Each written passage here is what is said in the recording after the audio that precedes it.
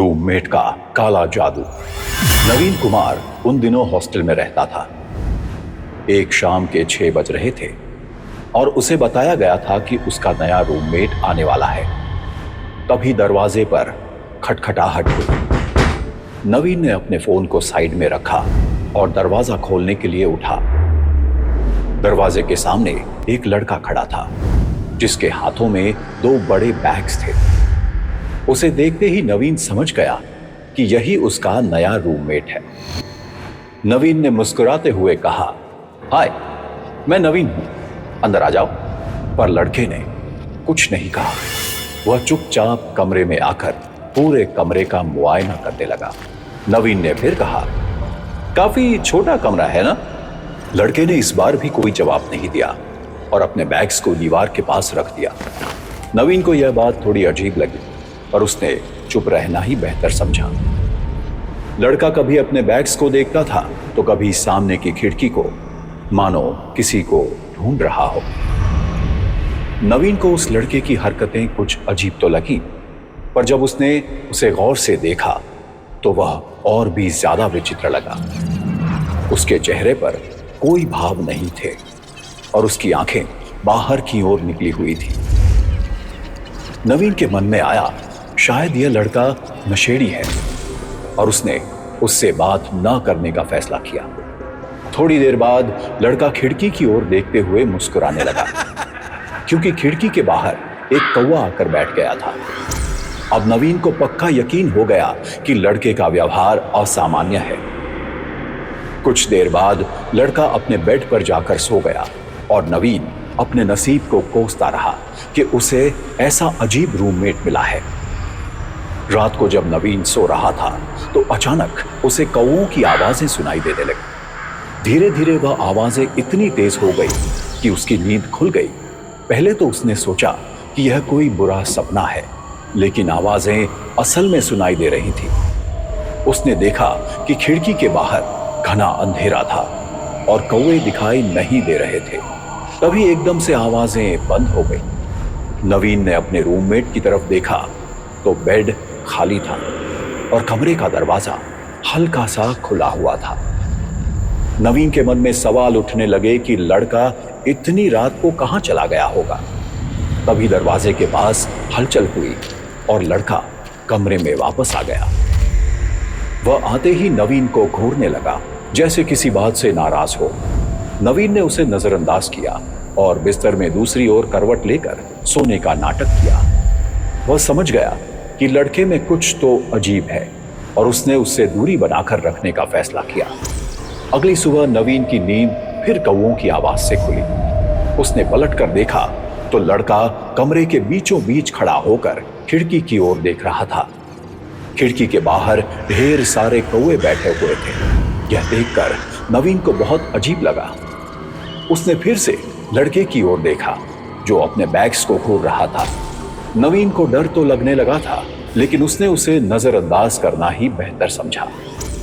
नवीन college के लिए निकल गया और जब शाम को लौटा तो देखा कि लड़का अपने बेड पर बैठा लैपटॉप चला रहा था। जैसे ही नवीन कमरे में घुसा, लड़के ने उसकी ओर देखा और मुस्कुरा दिया। नवीन को यह बात अजीब लगी, पर उसने सोचा कि शायद लड़के का मूड अच्छा है। उसने उससे पूछा, तुम्हारा नाम क्या है? लड़के ने कुछ देर बाद जवाब दिया, सुमित। मेरा नाम सुमित है। नवीन ने आगे पूछा, तुम कौन से कॉलेज में हो?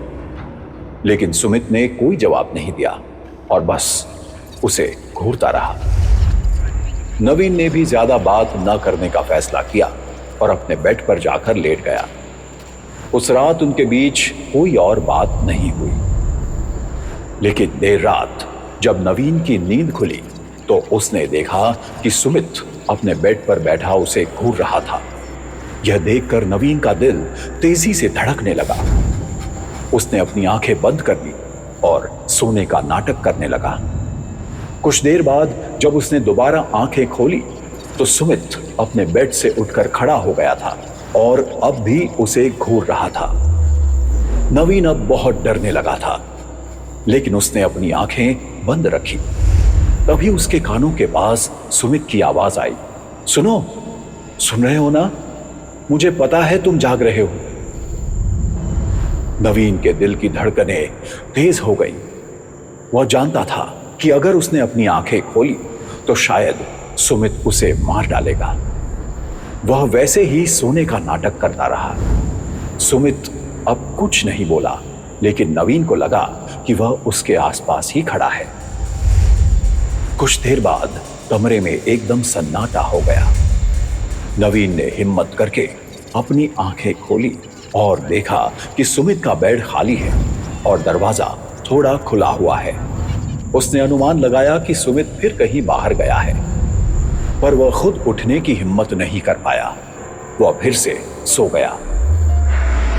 अगली सुबह जब नवीन जागा तो उसने देखा कि सुमित अब भी कमरे में नहीं है, लेकिन कमरे में एक अजीब सी बदबू फैली हुई थी। उसने पूरे कमरे में देखा, पर समझ नहीं पाया कि बदबू कहां से आ रही है। फिर उसकी नजर सुमित के बैग्स पर पड़ी। जैसे ही वह बैग्स के पास गया, बदबू और तेज हो गई। उसने डरते हुए बैग्स खोलने का फैसला किया। अंदर उसने जो देखा, उसे देखकर उसकी रूह कांप उठी। बैग में 2 लंबी हड्डियां, एक खोपड़ी, शराब की बोतल और एक मरा हुआ कौवा था। बदबू उसी मरे हुए कौवे से आ रही थी। नवीन को अब समझ आ चुका था कि सुमित कोई साधारण लड़का नहीं है, बल्कि काला जादू करता है। वह जल्दी से बैग्स को बंद करके अपने बेड पर बैठ गया। तभी सुमित कमरे में आया और सीधा खिड़की के पास जाकर खड़ा हो गया। नवीन को थोड़ी राहत मिली कि शायद सुमित को कुछ पता नहीं चला। सुमित काफी देर तक खिड़की के पास खड़ा रहा, जबकि नवीन कॉलेज जाने की तैयारी कर रहा था। जैसे ही नवीन दरवाजे की ओर बढ़ा, सुमित ने कहा, अगर तुमने किसी को कुछ भी बताया, वो तुम्हारे लिए अच्छा नहीं होगा। नवीन का दिल जोर से धड़कने लगा। वह बिना कुछ कहे वहां से निकल गया। पूरे दिन वह सुमित की बातों को सोचता रहा और फिर रात में जब वह अपने बिस्तर पर लेटा तो वह सोचता रहा कि कहीं सुमित आज रात उस पर हमला न कर दे। रात गहराते ही उसका डर और बढ़ता गया। तभी सुमित उठा और उसे घूरने लगा। नवीन का दिल इतनी तेजी से धड़कने लगा कि उसका बेड कांपने लगा। कुछ देर तक उसे देखने के बाद सुमित को शायद यकीन हो गया कि नवीन सो चुका है। सुमित ने एक बैग उठाया और कमरे से बाहर चला गया। वही बैग था जिसमें मरा हुआ कौवा था। सब कुछ शांत था, लेकिन फिर अचानक कौवों की आवाजें सुनाई देने लगी। डर के बावजूद नवीन जानना चाहता था कि सुमित हर रात कहां जाता है। जब उसने गौर से सुना तो उसे लगा कि आवाजें छत से आ रही थी। उसने हिम्मत करके बिस्तर छोड़ा और कमरे के बाहर निकल गया। अमावस की रात थी, इसीलिए बाहर कुछ भी ठीक से दिखाई नहीं दे रहा था। फिर भी किसी तरह वह छत पर पहुंचा, लेकिन वहां कोई नहीं था। और जब उसने छत के पिछले हिस्से की ओर देखा तो उसका खून जम गया। सैकड़ों कौवे छत पर बैठे थे और उनके बीच सुमित बैठा था। उसके सामने एक हवन कुंड था जिसमें एक इंसानी खोपड़ी रखी हुई थी। नवीन डर के मारे हिल भी नहीं पा रहा था। तभी सुमित की नजर उस पर पड़ी। उसकी आंखें गुस्से से लाल हो गई थी और वह ऐसे देख रहा था जैसे अभी उसकी जान ले लेगा। नवीन वहां से भागकर अपने कमरे में आया और अपना फोन उठाया, पर जैसे ही वह मुड़ा, सुमित दरवाजे पर खड़ा हुआ था। नवीन घबरा कर गिड़गिड़ाने लगा, देखो तुम प्लीज मुझे कुछ मत करो, प्लीज, मैं तुम्हारे बारे में किसी को कुछ नहीं बताऊंगा, प्लीज। सुमित ने कुछ देर तक उसे देखा और फिर कहा, तुम्हें ऊपर नहीं आना चाहिए था, तुमने ऊपर आकर अच्छा नहीं किया। नवीन ने फिर से कहा, देखो प्लीज प्लीज, मैं किसी को कुछ नहीं बताऊंगा, प्लीज मुझे यहां से जाने दो, प्लीज। सुमित बस उसे घूरता रहा। तभी नवीन के दिमाग में एक आइडिया आया। उसने हॉस्टल ग्रुप खोला और रिकॉर्डिंग बटन ऑन कर दिया। देखो, मैं यह ऑडियो रिकॉर्ड कर रहा हूं, अगर तुमने मेरे साथ कुछ भी करने की कोशिश की तो मैं यह ऑडियो सेंड कर दूंगा। सुमित का चेहरा बदल गया और वह घबराया हुआ दिखा। उसने कहा, तुम ऐसा कुछ भी नहीं करोगे। नवीन ने रिकॉर्डिंग जारी रखी। हेलो, मैं नवीन, रूम नंबर 13 का। मेरा रूममेट काला जादू करता है और यह मुझे नुकसान पहुंचाना चाहता है। Please help.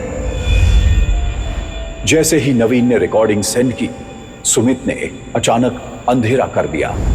अगली सुबह जब नवीन को होश आया तो देखा कि कमरे से सुमित और उसका सामान दोनों गायब थे। वह समझ गया कि शायद रिकॉर्डिंग सेंड हो गई होगी और वार्डन ने सुमित को हॉस्टल से निकाल दिया होगा। लेकिन जब उसने ग्रुप चैट्स खोली तो वहां कोई रिकॉर्डिंग सेंड नहीं हुई थी। नवीन को आज तक नहीं पता कि ऐसा कैसे हुआ, लेकिन उस रात उसकी जान बच गई, वरना शायद वह खुद भी नहीं जानता था कि क्या होता। उस रात की घटनाओं के बाद वह समझ गया कि कभी भी कोई अजीब स्थिति या व्यक्ति की उपस्थिति को नजरअंदाज नहीं करना चाहिए और हमेशा सुरक्षा को प्राथमिकता देनी चाहिए। नवीन ने अंततः महसूस किया कि डर और खतरे का सामना करने के लिए उसे खुद पर विश्वास और साहस रखना होगा, ताकि वह किसी भी मुश्किल स्थिति का सामना कर सके। और इस प्रकार उसने अपने अनुभव से सीखा और आगे बढ़ते हुए एक नए आत्मविश्वास के साथ जीवन की चुनौतियों का सामना करने के लिए तैयार हो गया।